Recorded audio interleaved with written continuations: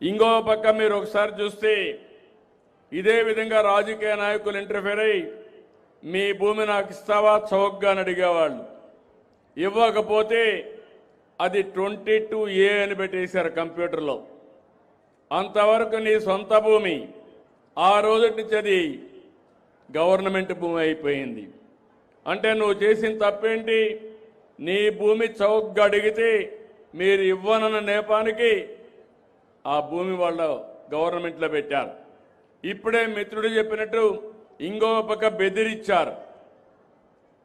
బెదిరించి మీ ఆధీనంలో ఉండే భూమిని వాళ్ళ అనుమాయులకు రాయిచ్చేశారు.